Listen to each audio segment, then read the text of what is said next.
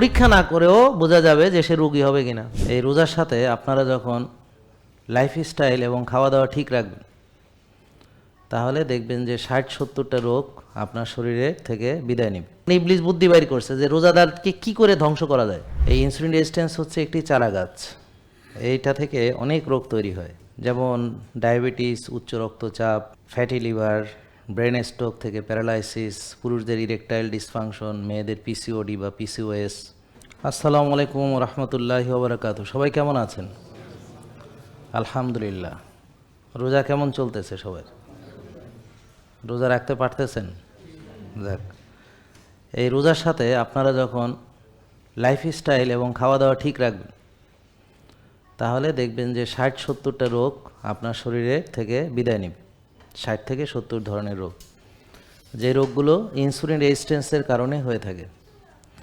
এই insulin resistance হচ্ছে একটি চারা গাছ, এইটা থেকে অনেক রোগ তৈরি হয়, যেমন ডায়াবেটিস, উচ্চ রক্তচাপ, ফ্যাটি লিভার, ব্রেন স্ট্রোক থেকে প্যারালাইসিস, পুরুষদের ইরেকটাইল ডিসফাংশন, মেয়েদের পিসিওডি বা পিসিওএস, গাউট, আর্থ্রাইটিস, অবেসিটি, মোটিয়ে যাওয়া, অ্যাজমা, ডিমেনশিয়া, অ্যালজেমার্স, অ্যাথেরোস্ক্লেরোসিস, রক্তনালীতে ব্লক হওয়া ইত্যাদি, এবং ডিসলিপিডিমিয়া তো আছেই।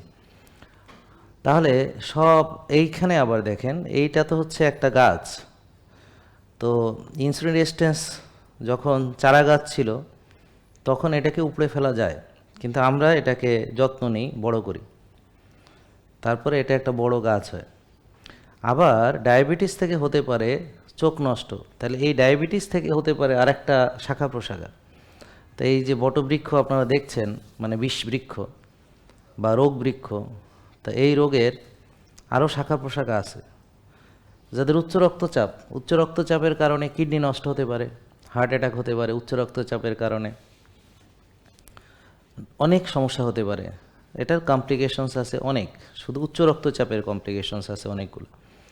তাহলে ডায়াবেটিসের কারণে হতে পারে ডায়াবেটিক নিউরোপ্যাথি, নার্ভ নষ্ট, ডায়াবেটিক নেফ্রোপ্যাথি, কিডনি নষ্ট, ডায়াবেটিক রেটিনোপ্যাথি, চোখ নষ্ট, ডায়াবেটিসের কারণে heart attack, brain stroke, paralysis, ডায়াবেটিসের কারণেও এগুলো হতে পারে।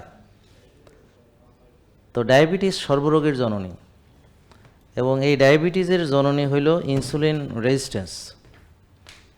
তাহলে আপনি যদি কিভাবে ইনসুলিন রেজিস্ট্যান্স হয়, মানে রোগগুলো জন্মগ্রহণ কি করে করে, এটা যদি জানেন,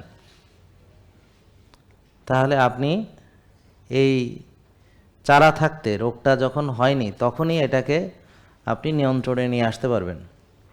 কিন্তু আমরা কি করছি, আমরা রোগী হওয়ার পরেও অর্থাৎ ডায়াবেটিস হওয়ার পরেও আমরা এই গাছের গোড়ায় পানি ঢালতেছি যেন গাছ আরও বড় হইতে পারে, গাছ আরও কী হইতে পারে, বড় হইতে পারে। তাহলে এখন বলেন তো, কে জানে যে এই চারা গাছ ইনসুলিন রেজিস্ট্যান্স কী করে জন্মগ্রহণ করে? বলতে পারবেন কেউ? এটা জানার ইচ্ছা আছে? আচ্ছা, এটা জন্মগ্রহণ করে হচ্ছে খাবারের মাধ্যমে। আল্লাহ দিয়ে বলেছেন হালাল এবং তৈয়েব খাবার খেতে।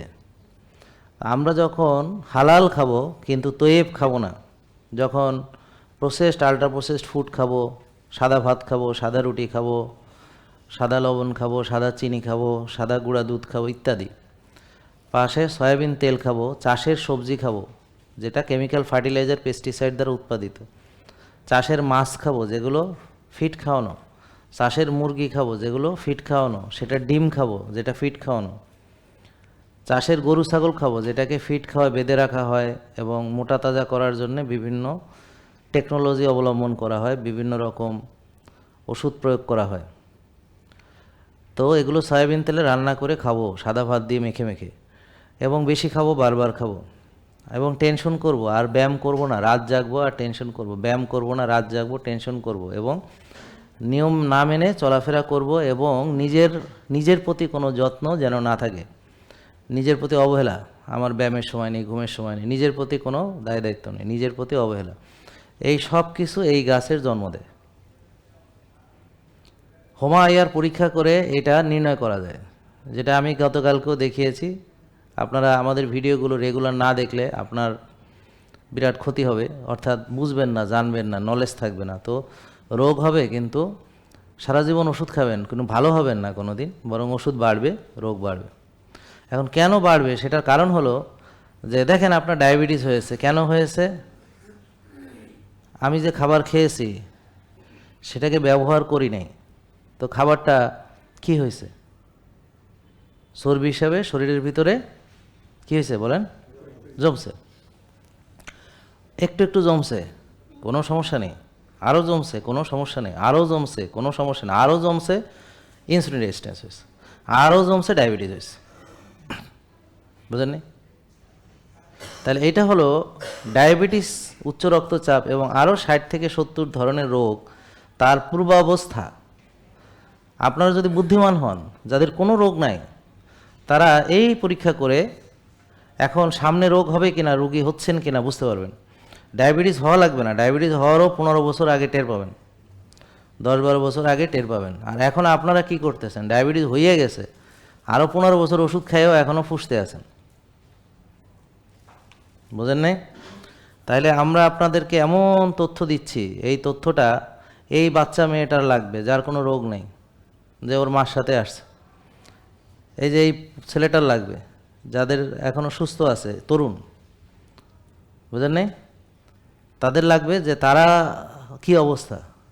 তারা যদি এখন থেকে ভিটামিন ডি 100 রাখে, হোমায়ার 1 রাখে, ইনসুলিন 4-5-এর ভিতরে, সুগার 5-6-এর মধ্যে রাখে, তাদের যদি এখন থেকে লাইফস্টাইল ভালো রাখে, অর্থাৎ স্বাস্থ্যকর খাবার খাবে, তারা কোনো নষ্ট খাবার খাবে না, সবজি খাবে, মাছ খাবে, ডিম খাবে, মাংস খাবে, সব ভালো ভালো সোর্স থেকে, ভালো ঘি খাবে, ভালো তেল খাবে, গরুর মাংস চর্বি সহ খাবে, সবজি খাবে, কালো ভাত খাবে, ব্ল্যাক রাইস বা লাল ভাত খাবে, যেটা জোগাড় করতে হবে লালটা ভালো, আমাদের কাছে নেই, আমাদের কাছে কালোটা আছে। বাকহুইট খাবে, কিনোয়া খাবে, স্টিল কার্স ওটস খাবে, মধু খাবে, ঘি খাবে, মানে অনেক কিছু আছে, ফল খাবে সিজনাল। তো ভালো ভালো খাবার খাবে, কিন্তু খাবে না কি কোনো রকম processed, ultra process, pizza, burger, sandwich, হ্যাঁ, কোল্ড ড্রিঙ্কস, পিৎজা, বুঝছেন? পিৎজা চিনেন? হ্যাঁ, কেক, কোক চিনেন? এগুলা কোল্ড ড্রিঙ্কস, সফট ড্রিঙ্কস, পেঁয়াজু, বেগুনি, ডুবো তেলে ভাজা পোড়া, এগুলা, আলুর চপ, হ্যাঁ, তারপর শাহি জিলাপি, এরকম আরও অনেক রকম আছে, যেগুলো নাম বলতে অনেক নাম, বেলপুরি, ঝালমুড়ি, ফুচকা, চানাচুর, বিস্কিট, পাস্তা, নুডলস, এরকম আরও আছে, সিঙ্গাড়া, সমোসা, বলতে গেলে প্রচুর। এগুলো খাওয়া যাবে না। কি খাবে? ন্যাচারাল। তো এখন থেকে ন্যাচারাল খাবে, তাহলে তার এই গাছ জন্মাবে না। এবং শুধু খেলে হবে না, তাকে ব্যায়াম করতে হবে। এই যে রোজা রেখে ব্যায়াম করা যায় কিনা, এই আমি এখন কেবল করে আসলাম। আমি আজকে ইন্টারভেল ট্রেনিং করলাম, তো হাই ইন্টেন্সিটি ইন্টারভেল ট্রেনিং, এটা ট্রেডমিলও করা যায়, বাইরেও করা যায়, রাস্তায় করা যায়। এখন দেখবেন অনেক কাবিল বলবে রোজা রেখে করা যায় না, তা আমি নিজে করলাম, করা যায়, আমি করছি। আমি ঠিক 9:30 থেকে, মানে 8:30 থেকে 9:30 পর্যন্ত জিমে ছিলাম। প্রথমে 9 কিলো স্পিড, তারপর 12 কিলো স্পিড, তারপর 14 কিলো স্পিড, তারপর 16 কিলো, তারপর 18 কিলো, এইভাবে আমি ইন্টারভেল করছি। 18টা সর্বোচ্চ শেষ করে শেষ। অনেকক্ষণ করতে হয় না, ধরেন আপনি রেস্ট নিয়ে নিয়ে করবেন। 1 মিনিট 30 সেকেন্ড, ধরেন 9-এ আমি আছি 2 মিনিট, ঠিক 1.5 মিনিট আছি 12-তে, ঠিক 14-তে আছি 1 মিনিট, 16-তে 1 মিনিট, হ্যাঁ, 18-তে 45 সেকেন্ড, এরকম আর কি। তো এইভাবে আপনার আরও করা যায়, কিন্তু আমরা আমাদের একটা, আবার আমি হার্ট রেট কত দেখছি, এবং আমার এইটা রেকর্ড করা রাখছে ঘড়িতে, যে আমার হার্ট রেট কখন কত ছিল, কত পর্যন্ত উঠছে, সেটা দেখতে হবে। আচ্ছা, নতুন যারা, তাদের তো এটা প্রশ্নই আসে না, হাঁটতে পারে না, আবার বলে হাই ইন্টেন্সিটি ইন্টারভেল ট্রেনিং করব, মাজা ভাঙ্গা বলে নাচবো, এটা তো হেদের জন্য না। এটা হলো যারা ফিট তাদের জন্য হিট, আর যাদের ফিটনেস নাই তারা হিট করতে যে হয়ে যাবে শীত, তো তাদের জন্য না, সব কিছু সবার জন্য না, তো এই জন্য ওটা আলাদা। যাই হোক, তো এটা আমার দিনের শুরুর এক্সারসাইজ, ইটস এ বিগিনিং, এটা কোনো শেষ না। এরপরে তো সারাদিন কথা চলবে, কথা বলতেই থাকবো মেশিনের মতো। তারপরে কালকে তো 3টা লাইভ করছি, মানে একটা করছি এইখানে, আর একটা করছি ওই আমাদের সাপ্লাই চেনে, আর একটা করছি ল্যাবে, হ্যাঁ, তারপরে আবার ব্যাডমিন্টন খেলবো ইনশাল্লাহ। তো এরপরে ইফতারের আগে ইয়োগা করবো। আসলে অ্যাক্টিভ থাকতে হবে, তাহলে বাচ্চারা অ্যাক্টিভ থাকবে এখন থেকে। মানে খাইলেই হবে না, সেটাকে ব্যবহার বা বার্ন করতে হবে। এখন সবার কি এত কিছু লাগবে? না, সবার এত কিছু লাগবে না। সুস্থ থাকার জন্যে সপ্তাহে 4-5 দিন আধা ঘন্টা করে ব্যায়াম করলেই হয়ে যাবে, এর বেশি লাগে না, যদি তার বাকি সব ঠিক থাকে, খাওয়া দাওয়া। আর বাচ্চারা ব্যায়াম করবে কেন? ওরা খেলাধুলা করবে, ওরা ছোটো মানুষ, ওরা খেলাধুলা করবে। তারপরে কি করতে হবে? আর্লি ঘুমাইতে হবে, ভোরে উঠতে হবে এবং মাঝে মাঝে রোজা রাখতে হবে, মাঝে মাঝে রোজা রাখতে হবে। তাহলেই সুস্থ থাকবে। রোদে যেতে হবে, ঘাসে হাঁটতে হবে, জানে মোটামুটিভাবে লাইফ স্টাইলটা মেনটেন, তাহলে এইটা আর হবে না। তা না হলে কি? না হলে ও জীবনেও 60-70টা রোগের রুগী হবে না, কোনো দিনই হবে না। এই যেমন আমার 52 চলতেছে, বা কিছুদিন পরে হয়তো 53 হবে, তা আমি তো সুস্থ, রোগ নেই, কোনো ওষুধও নেই। তা আমি এই বয়সে যদি সুস্থ থাকি, আপনারাও পারবেন। ইনসুলিন রেজিস্ট্যান্স থেকে ডায়াবেটিস হয়। ইনসুলিন রেজিস্ট্যান্স কীভাবে হয়? কোষে ওভারলোড হলে। কোষে ওভারলোড কীভাবে হয়? খাই কিন্তু জমাই, বার্ন করি না। তাহলে এখন যারা খাবে এবং জমাবে, খাবে এবং জমাবে, সবারই আস্তে আস্তে কী হবে? কোষে ওভারলোড হবে, হলে তার ডায়াবেটিস হবে। এখন যদি চিকিৎসা করতে চান যে এই রুগী যেন একদম ভালো হয়ে যায়, তাহলে কোষ খালি করতে হবে। কি করতে হবে? কোষ খালি করতে হলে সকালবেলা চিনি খাওয়াইতে হবে না, বরং সারাদিন রোজা রাখতে হবে, আর চিনি খাওয়া কমাইতে হবে, আর ব্যায়াম করে এটারে পোড়াইতে হবে, আর ভালো ঘুমাইতে হবে, আর নিয়ম মানতে হবে, নিজের যত্ন নিতে হবে। এটা হলো এটার চিকিৎসা। এখানে কোনো ওষুধের কোনো কিছু নাই। তো যেহেতু এখানে ওষুধ দিয়ে কিছু হবে না, তো ডাক্তারদের এখানে কোনো ভূমিকা নাই। এটা ডাক্তারদের রোগ না। ডাক্তারদের রোগ হলো ম্যালেরিয়া, ম্যালেরিয়ার ওষুধ দিবে, টাইফয়েডের ওষুধ দিবে, ডায়রিয়া হলে ডায়রিয়ার চিকিৎসা করবে। এটা হলো ডাক্তারদের চিকিৎসা। এটা ডাক্তারদের কোনো রোগ না। এটা হলো যে বানাইছে সে ভালো করবে, যে খাইছে সে রোজা রাখবে, সে ব্যায়াম করবে যে করে নাই, সে ঘুমাবে যে ঘুমায় নাই, যে নিজের যত্ন নেয় নাই সে যত্ন নিবে। আর যদি না নেয় তাহলে সে ডাক্তারের কাছে যাবে, ডাক্তার তাকে আরও বড় রুগী হিসেবে গড়ে তুলবে, যে তুমি এইটুক রুগী হয়েছে হবে না, তোমার গাছ বড় বানাইতে হবে এখান থেকে। তো তোমারে খালি খাওয়ামো আর ওষুধ দেবো, খাওয়ামো আর ওষুধ দেবো, খাওয়ামো আর ওষুধ দেবো, খাওয়ামো আর ওষুধ দেবো, খাওয়ামো আর ওষুধ দেবো, চিনি খাবা আর ওষুধ খাবা, চিনি খাবা ওষুধ খাবা, চিনি খাবা ওষুধ খাবা, চিনি খাবা ওষুধ, চিনি খাবার ওষুধ খাবা, চিনি খাবার ওষুধ খাবা, খাইবা আর ওষুধ খাবে, খাইবা আর ওষুধ খাবে। তারপর কী হবে? ওষুধ খাইতে খাইতে এখন কী হবে? বড় রুগী হিসেবে তার উন্নতি হবে। একটা প্রোগ্রেস না থাকলে সেখানে কিন্তু কোনো লাভ নেই। যেমন আমরা যে ব্যায়াম করি, তো ব্যায়ামের একটা প্রোগ্রেস লাগে। আপনাদের একটা প্রোগ্রেস রিপোর্ট দেয় স্কুলে বাচ্চাদের, কি যে উন্নতি করতেছে নাকি, হ্যাঁ, ক্লাসে, হ্যাঁ, যেমন প্রথম সাময়িক পরীক্ষায়, তারপরে দ্বিতীয় সাময়িক পরীক্ষায়, তারপরে ফাইনাল রেজাল্ট, তার প্রোগ্রেস কী হচ্ছে। তো সবার একটা প্রোগ্রেস রিপোর্ট লাগে। এখন আপনি ডাক্তার দেখাইছেন, আপনার প্রোগ্রেস কী দেখাইতে হবে না? প্রোগ্রেস হলো একটা ওষুধ থেকে 2টা হয়েছে, 2টা থেকে 3টা হয়েছে, 3টা থেকে 5টা হয়েছে, এখন 6টা 12টা, হ্যাঁ, তো এইটা প্রোগ্রেস হয়েছে। এখন প্রোগ্রেস হইতে হইতে 12-14টা ওষুধ, এখন তো আর ওষুধে কাজ হচ্ছে না, এখন ইনসুলিন। তো ইনসুলিন দিয়ে এখনকার না, এটাও যথেষ্ট না, তাহলে এবার অপারেশন করো, হ্যাঁ, এবার আরও উন্নতি করতে হইলে তারে কাটো। পরীক্ষা না করেও বোঝা যাবে যে সে রোগী হবে কিনা। যেমন এই যে বাচ্চা ছেলে, আবার মাইন্ড করো না, তুমি তো বাচ্চাই, আচ্ছা যাই হোক, নাকি বড় হয়ে গেছো? আচ্ছা ঠিক আছে, বড় হয়ে গেলেও অসুবিধা নেই। আমাদের কাছে বোঝে না, বাবা মার কাছে সন্তানরা সবসময় ছোটই থাকে। তো এখন এই যে বাচ্চা ছেলে, ও যদি এখন নষ্ট খায়, তাহলে এখন কি রুগী হবে না?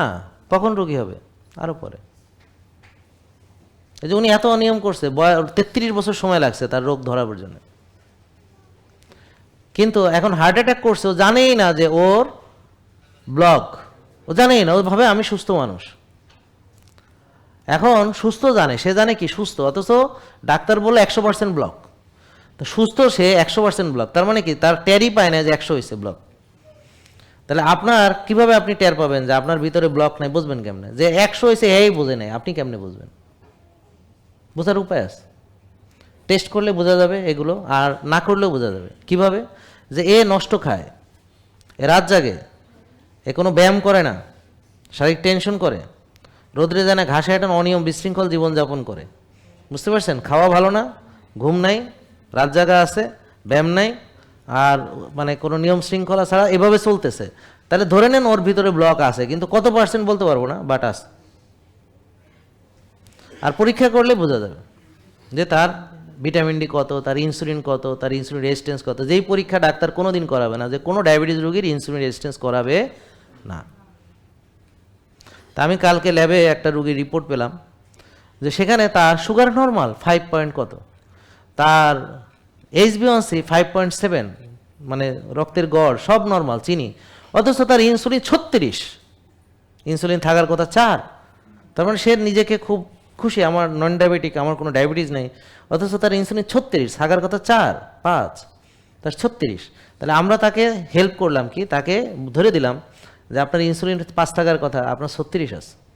তো এখন তার হুমায়ুর থাকার কথা 1 আছে 9, সে তো জানতো না, টেস্ট না করলে বুঝতো না, সে তো ভাবতো আমি তো নন ডায়াবেটিক পেশেন্ট, আমি তো সুস্থ। তো এরকম আজকে যারা ডায়াবেটিস নাই হাত তোলেন, আপনার তো আছেই। শোনেন, এই যে যারা হাত তুলছে বেশিরভাগেরই ডায়াবেটিস ধরা পড়বে। কি, সুগার নর্মাল হলেও আপনার দেখবেন ইনসুলিন বেশি বা হুমায়ুর বেশি। বুঝলেন না এই কথা? তো এতে অখুশি হওয়ার কোনো কারণ নেই, খুশি হওয়ার কারণ যে আমি ডায়াবেটিস হওয়ার আগেই টের পেয়ে গেছি, এবার আমি গাছের গোড়া মেরে কেটে দেবো। তাহলে গাছে গোড়া মেরে কাটার সবচেয়ে বড় পদ্ধতি হলো, একমাত্র সবচেয়ে বড় পদ্ধতি হলো না খেয়ে থাকা, মানে রোজা রাখা। আর এই গাছ বড় বানানোর সবচেয়ে বড় পদ্ধতি হলো 6 বেলা খাওয়া। মানুষের শ্রেষ্ঠত্ব জ্ঞানের কারণে। তো যাদের জ্ঞান নাই সব ইবলিসের দখলে, যাদের জ্ঞান নাই নিজেকে রক্ষা করার মতো সবাই ইবলিসের দখলে। তো এই জন্য নলেজ অর্জন করেন, হোমা আয়ার কি বোঝার চেষ্টা করেন। ইনসুলিন রেজিস্ট্যান্স হচ্ছে হোমা আয়ার। এই ইনসুলিন রেজিস্ট্যান্স হচ্ছে বেশি খেয়ে বারবার খেয়ে কোষে চর্বি জমাইতে হয়। এটা একটা ওভারলোড ডিজিজ, এটা হলো অতিরিক্ত পুষ্টি জমা হয়েছে, অতিরিক্ত চর্বি জমা হয়েছে। এইটার চিকিৎসা 6 বেলা খাওয়া না, এটার চিকিৎসা হলো রোজা। তারপর রোজা রাখা পেঁয়াজু বেগুনি সব খাওয়া, 3 গ্লাস শরবত, তাই না? কেন আপনি সারাদিন রোজা রাখছেন, বিরাট সবের কাম করছেন, এখন একসাথে গুনার কাজ মেলা করে একসাথে না করলে এটা পোষাইব না। নাহলে তো আপনি ব্যালেন্সে দেখা গেল আল্লাহর নিকটবর্তী হলেন। এখন ইবলিস বুদ্ধি বাইর করছে যে রোজাদারকে কি করে ধ্বংস করা যায়। তো এই জন্য সে সব ভালো ভালো আবিষ্কারগুলো থেকে বেছে বেছে সে চিন্তা করছে, এদেরকে যদি আমি 3 গ্লাস শরবত খাওয়াইতে পারি, চিনি এতগুলা ঢুকবে শরীরে, তারপর যদি পেঁয়াজু বেগুনি, তারপর শাহি জিলাপি একসাথে, তারপর হচ্ছে ছোলা, তারপর হচ্ছে মুড়ি মাইখা বুরিন্দা দিয়া, হ্যাঁ জিলাপি দিয়ে মাইখা যদি আরে জম্মের কারণ খাওয়াইতে পারি, সারাদিনে রোজা রাইখা যে একটা তার অর্জন মুহূর্তের মধ্যে শেষ, আরও উল্টা মানে কতগুলাই হবে। তো সে এটা বাইর করছে মাশাল্লাহ, এবং আমাদের সবাই তাকে ফলো করে। কারণ আল্লাহ বলছে তোমরা খবিশ খাবার খাবা না, আল্লাহ বলছে তৈব খাবার খাবা। তাহলে যেই খাবার খেয়ে ডায়াবেটিস রোগীর চিনি আরও বেড়ে যাবে, যেই খাবার খেয়ে ভালো মানুষ রুগী হবে, মানে যেই খাবার খেয়ে আপনারা সুস্থ লোকগুলো এখন রুগী হয়েছেন, সেই খাবার, সেটা তৈব কি করে হতে পারে? তাহলে যেই খাবার প্রকৃত রিয়েল, যেটা আল্লাহর দেওয়া, সেটা কোনটা? ন্যাচারাল, 100% ন্যাচারাল, যেখানে কোনো কেমিক্যাল নেই, যেখানে শুধু ন্যাচারাল। তো এই খাবারগুলো এখন নাই কেন? কারণ ইবলিস সবাইকে দখল করছে, করে এখন আমাদের ব্যবসা, সুদভিত্তিক ব্যাংকিং সিস্টেম, তারপর বিচার ব্যবস্থা মানুষের তৈরি, হ্যাঁ আল্লাহর দেওয়াগুলো নাই, সমাজ ব্যবস্থা মানুষ বসে বসে আইন বানায়, আল্লাহ বানাবে আইন, সেটা আর মানুষ বানায় বসে বসে আইন, হ্যাঁ। তারপরে হচ্ছে ইবলিস এখন বাজার দখল করছে, ইবলিস এখন কৃষকদের সব কৃষি জমিতে কেমিক্যাল ফার্টিলাইজার দিয়ে সব ধ্বংস করার পদ্ধতি করছে। নদীর নাব্যতা নষ্ট কিভাবে হবে, জমি কিভাবে নষ্ট হবে, মানুষ কিভাবে রুগী হবে, কিভাবে মানুষ বিশৃঙ্খল হবে, সব কিছু সে ডিজাইন করছে, করে মেটিকুলাসলি সে এখন সব কয়টা আপনারা হলেন, আপনারা বুঝে না বুঝে ইবলিস যা বলে তার কথা ওঠেন বসেন খান সব কিছু আপনি তার কথা। যাই ও বলে কি এই রাত জাগবি, ওকে ওস্তাদ ঠিক আছে, বলে খবরদার মসজিদে যাবি না, ঠিক আছে যাবো না। তা এখন দেখেন যে ফজরের নামাজে এত লোক, আর ইবলিসরে বাঁধে রাখছে 1 মাসের জন্য। তারপরে আপনি রোজা যাক, দেখবেন যে ঈদের দিনের পরে ফজরের নামাজ ওই সেই 2-2.5 কাতার, ইবলিস জলাপ ছাড়া পাইছে, ওর দলবল নিয়ে ও মসজিদ থেকে ভাগছে। এই তুই কেন 1 মাস মসজিদে গেলি? গুরু ভুল হয়েছে, আর যাবো না। আপনি দেখবেন সারা বছর দেখেন আমি আর যাবো। তা আমি সারা বছর মসজিদে নামাজ পড়ছি, দেখছি 1.5 কাতার 2 কাতার 2.5 কাতার 3 কাতার। এখন দেখি নিচতলা উপরতলা দোতলা 3 তলা ভর্তি, হ্যাঁ। তো এরা কিন্তু ইবলিস ছাড়া পাইলেই ওরা বিদায় নেবে, আবার ওই 1.5 2 2.5 কাতারে চলে আসবে। ব্যাপারটা বুঝতে পারছেন? তো কার দখলে? ইবলিসের দখলে। তারপরে ইবলিস বলে রাত জাগো, কারণ আল্লাহ বলছে যে কোরআনে স্পষ্ট যে রাতকে কেন দিয়েছেন তিনি, একদম স্পষ্ট, অনেক ব্যাখ্যা বিশ্লেষণ আছে, সহজ কথা, রাতে ঘুমাইতে হবে, ইবাদত করতে হবে। রাত ঘুম এবং ইবাদতের দুটো জিনিস, তবে কখন ঘুমাইতে হবে কখন ইবাদত করতে হবে এটা যদি ভালো করে অ্যানালাইসিস করেন যে এশার পরে ঘুমাইতে হবে, তারপর মাঝরাতে উঠে বা তাহাজ্জুদের সময়তে ইবাদত করতে হবে, আবার একটু পারলে ঘুমাইতে, আবার ফজর পড়বেন, এইভাবে, হ্যাঁ এইভাবে। এটা হলো মুমিনের জীবন। আর যারা শয়তানি জীবন, তারা হলো আর সারা রাত জাগে থাকবে, ফজরের আগে ঘুমাবে, অথবা যারা ফজর পড়ে আবার ঘুমাবে। এটা হলো শয়তানের জীবন। আর মুমিনের জীবন হলো ফজর পড়ে সে জমিনে বিচরণ করে। কোরআনের আয়াত আছে যে তুমি জমিনে ছড়াও, রিজিক অন্বেষণ করো। তাহলে যারা শয়তানের জীবন তারা কি করবে? ফজর পড়ে ঘুমাবে। রোজার কথা বলছেন, রোজার সময় ফজরের পরেও 2 ঘন্টা ঘুমানো দরকার। আমি বলছি অন্য সময়ের কথা, রোজার মাসের একটু রুটিন আলাদা। তাহলে যারা ইন্না শয়তানের পদ্ধতি ফলো করে তারা ফজরের পর ঘুমায়, রাত জাগে। আর যারা কোরআন ফলো করে তারা হালাল তয়েব খায়, এমন খাবার খায় না যেটা খেয়ে সে রোগী হবে। তারপর সে 3 ভাগের 1 ভাগ খায়, তারপর সে রোজাও রাখে, মসজিদে গিয়ে 5 ওয়াক্ত নামাজ পড়ে, ফজরের পরে সে আর ঘুমায় না, সে কাজকর্মে লেগে যায়। আর সে তারাবি পড়ে, এটা তো এখন রমজানের কথা, অন্য সময় সে এশা পড়ে ঘুমায়, অন্য সময় সে এশা পড়ে ঘুমায়, আবার উঠে রাতে কান্নাকাটি করে আল্লাহর কাছে চায়, ক্ষমা চায়, ইস্তেগফার করে। আর সে রোদে যায়, সে জমিনে বিচরণ করে, সে খালি পায়ে ঘাসে হাঁটে এবং সে কায়িক শ্রম বা ব্যায়াম করে, কারণ শক্তিশালী মুমিন আল্লাহর কাছে বেশি পছন্দ। তারপর সে হতাশ হয় না, কারণ আল্লাহ বলেছেন মুমিন হতাশ হয় না। তো যারা কোরআনিক লাইফস্টাইল ফলো করে তারা হতাশ হয় না, কারণ আল্লাহ বলছে মুমিন হতাশ হয় না। তারা আল্লাহর উপরে সবসময় তাওয়াক্কুল করে, সে সবসময় আল্লাহর উপরে তাওয়াক্কুল করে, সে চিন্তিত হয় না, সে প্রশান্তির চর্চা করে, সে সর্বাবস্থায় প্রশান্ত থাকে। যেমন হজরত ইব্রাহিম আলাইহিস সালাম আগুনের ভিতরেও প্রশান্তি পেয়েছিলেন, ওরকম যারা মুমিন তারা শত বিপদের ভিতরেও মনের ভিতর তাদের প্রশান্তি থাকে। যেমন রাসূল সাল্লাল্লাহু আলাইহি ওয়াসাল্লামের যুদ্ধের ময়দানেও আল্লাহ তাকে বলছেন তোমার অন্তরে, তোমাদের অন্তরে আমি প্রশান্তি দিয়ে দিলাম। হ্যাঁ, বদরের যুদ্ধের কাহিনী আপনারা জানেন কিনা, এগুলো পড়তে হবে, আপনাদের ইসলামের ইতিহাস পড়তে হবে এবং আয়াতগুলো পড়তে হবে, যে ওখানে আল্লাহ প্রশান্তি দিয়ে দিলেন। ওখানে কাফেররা তাদেরকে ঘিরে ফেলেছে, এখন রাসূল সাল্লাল্লাহু আলাইহি ওয়াসাল্লামকে তারা চাইলে মেরেও ফেলতে পারতো, কিন্তু পারলো না কেন? তারা মারলো না কেন? তাকে শেষ না করে দিয়ে তারা কেন আবার মক্কাতে চলে গেল? এটা নিয়ে অনেকে অনেক বিশ্লেষণ করেছেন, কিন্তু কোনো উত্তর কেউ খুঁজে পায়নি। উত্তর তো আমি জানি, আল্লাহর নির্দেশ ছিল। আল্লাহর নির্দেশ ছাড়া কাউরে মারা যায়? কোনোভাবে কাউরে সম্ভব না। তা আল্লাহ মুসলমানদের শিক্ষা দেওয়ার জন্য বিপদে ফেলেছেন, বিপদ থেকে উদ্ধারও করেছেন। হ্যাঁ, যে রাসূল সাল্লাল্লাহু আলাইহি ওয়াসাল্লাম আদেশ না মানলে কি হয়, তীরন্দাজ বাহিনীকে যেখানে বলছিলেন যে যুদ্ধে বিজয় হোক যাই হোক তুমি এখান থেকে লড়বা না, কিন্তু তারা লড়ছে। তো নবীর কথা অস্বীকারের কি পরিণতি সেটা দেখাইতে হবে না? কিন্তু তার মানে কি ওরা চাইলেই নবীকে মেরে ফেলতে পারবে না? হ্যাঁ, আবার অনেক নবীকে ইহুদি জাতি তারা হত্যা করছে। আল্লাহ বলছেন কোরআনে যে ইহুদিরা তাদেরকে এই যে আল্লাহ তাআলা এত যে ঝামেলার মধ্যে রাখেন সবসময়, কারণ ওরা নবীদের হত্যা করছে। একদম দেখেন ওদের পাপগুলা কি কি, স্পষ্ট বলছে যে এরা নবীদের হত্যা করছে। এখন ওই নবীদেরও আল্লাহ যদি অনুমতি না দিতেন হত্যা কি করতে পারতো না? সেটা এগুলো হচ্ছে আল্লাহর শিক্ষা, এগুলো হচ্ছে আল্লাহর একটা পদ্ধতি। এগুলো আমাদের বিপদ আসে, তাহলে আমরা মানসিক প্রশান্তির যে চর্চা এটা যদি না করি তাহলে আমি মুমিন কি করে হলাম? আমি কিভাবে বিপদে? ইব্রাহিম আলাইহিস সালাম আমার জাতির পিতা, তিনি আগুনে বসে প্রশান্তিতে ছিলেন। আমার প্রিয় নবী হযরত মুহাম্মদ সাল্লাল্লাহু আলাইহি ওয়াসাল্লাম যুদ্ধের ময়দানে যখন শত্রুরা তাকে ঘিরে ফেলছে এবং যখন তাকে শেষ করে, তখন আল্লাহ তার দিলে প্রশান্তি দিয়ে দিয়েছেন। আর আপনারা অস্থির থাকেন, ও বাবা বিশাল আলেম, বিশাল জুব্বা, বিশাল ইমানদার, সারাক্ষণ অস্থিরতার মধ্যে থাকে, সারাক্ষণ চিন্তিত, ফেরেশানি। তাহলে প্রশান্তি নাই কেন?